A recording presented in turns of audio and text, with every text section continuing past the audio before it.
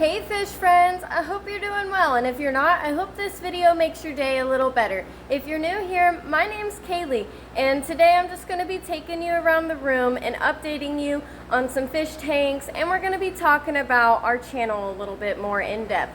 So another update for us in the fish room is that we are now having some condensation issues. We had it last year, but we didn't really know what it was, and now that we know what it is, we are trying to downsize a little bit for the time being to get a dehumidifier figured out. I need to get a breeder box in here for this female. She is very gravid. And as I'm sorry guys, I'm very back and forth today, but we are going to have to buy like a $5,000 dehumidifier for the fish room, so we need to save up for that. So I've been breaking down some of the middle tanks, just kind of some of the stuff that this tank here, I just water changed, but I haven't cleaned up the glass or anything yet, so it's still an algae mess. As you can see though, some of our tanks don't have lids, some of them do. So I'm going to have to take some time to get lids on the tanks that we are going to keep, which is almost all the tanks. I'm just trying to downsize a little bit so that I can go work to save up some money for the fish room dehumidifier that we need. And I think I've overfed this tank. I don't know really what's happened. The Malaysian trumpet snails have taken over, if you can see. They're everywhere. This is my orange snail, or orange shrimp tank, and it's now just Malaysian trumpet snails and a couple shrimp. So I've been doing water changes to it, as you can see right there. I've been cleaning the glass a little bit and just scraping off the ones on the glass, but I need to fix this. Okay, so this is the 215 gallon. It is right now, and probably for a very long time, will be the biggest fish tank in the room. It is going crazy with jungle fowl. We have this beautiful shipwreck that I've had for many years, and the jungle fowl is just growing out through the holes of the ship. It's pretty cool. We've got our pirate down here. That's Willie.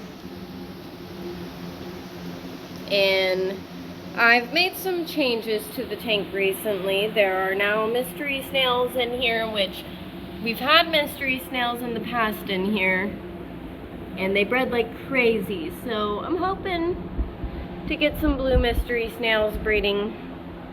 I've also put some of my juveniles that I've bred, or I guess raised, not bred. These are the babies. They're not very babies anymore, but I think that right there might be a really big male.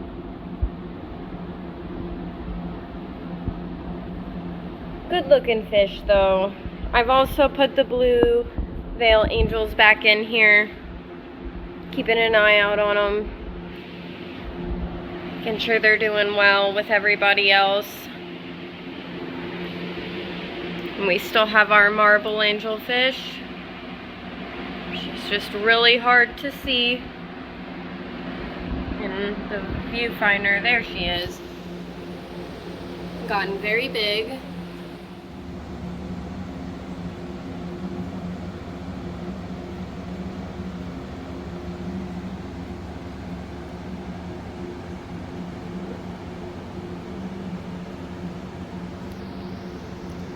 And here's Mrs. Trouble.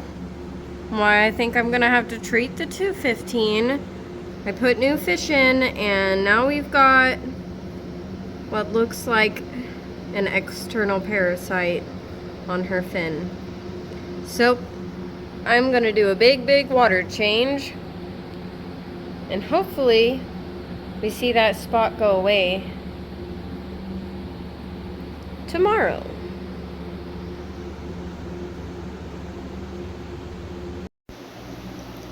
I was recently put in contact with a lady from the 4-H group of my hometown, and apparently they have an aquarium science group, and this is one of her fish. So he was in a 20-gallon with another angelfish that looked to be a male, and they were fighting, so she put him in a 5-gallon, and he sat there in the 5-gallon for either 2 weeks or more.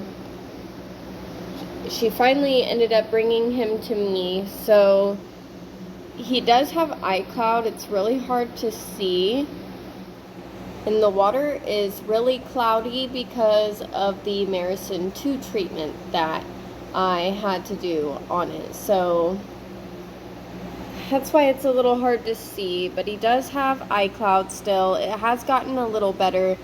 If you didn't know, iCloud is normally a symptom from another disease, and you can see there's some live Daphnia floating around that he's picking at. I just did another water change. I did one yesterday too, and then I think I'm going to start my second round of Maricin 2 treatment on him. If you see that spot right on his side below his fin, on his body, there's some marks on the other side. I definitely think he has fin rot, and that could be another symptom from the spot that you're seeing right there. I think he has colmenaris. So it's a tricky disease, and I don't know how this will go, but we're on our second round of Maricin 2, so I will keep you guys updated, and hopefully we can get him healthy again. He is still eating, and his iCloud has gotten better, so the spots on his side haven't gotten better yet, but it's a nice marble angelfish. I just threw up this quarantine tank for him. It had some guppy in here before from someone who gifted me the tank, so that's why there's some rainbow gravel in there, but it'll be alright to treat him in. Hopefully he gets... So another new thing with this tank, and probably the main reason why it got really cloudy, is because I put a unseated canister filter on it and just plugged her in, and I expected a little bit of an algae bloom from it. So it is an aqua top. Here it is down below here. So it was actually running at one point on this tank, and something happened and it clogged up. Well, we took the motor completely apart and put it back together, and it just started running again. So hopefully it hasn't acted weird. I think it's gonna run for a while again. You could say the intake and the outtake there, but I have a batch of super red short fin eggs that were just laid yesterday in that cave from Ruby back there.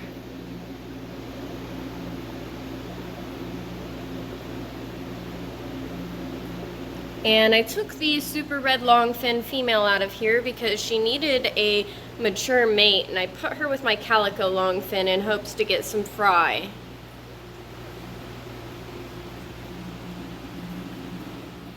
As I was talking about though, with the sick fish over there, the head of the 4-H of the aquarium club in my hometown did reach out to me, and she did get to come over, but she was very busy and had to leave very briefly. She left me a packet that goes through like what they give out for the club members and things like that, and it's really interesting to read the packet, because she didn't write it, someone else has wrote it, and a lot of it is misinformation, like about bowls and just, yes, they're talking about aquarium salt, but they're not explaining that fish, like right here, this fish should not be treated with aquarium salt.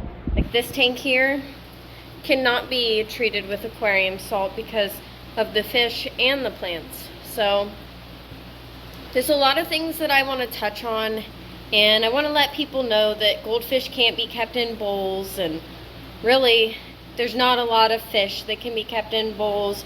You definitely can't keep one Corydoras in a bowl. So they're schooling fish, and they need at least a group of like 5 or 6, and that's skimping for them, but they will do with 5 or 6 of them. So I am really excited to become a part of the program at the 4-H Club, the Aquarium Science program, and I'm going to hopefully teach kids how to properly take care of their fish.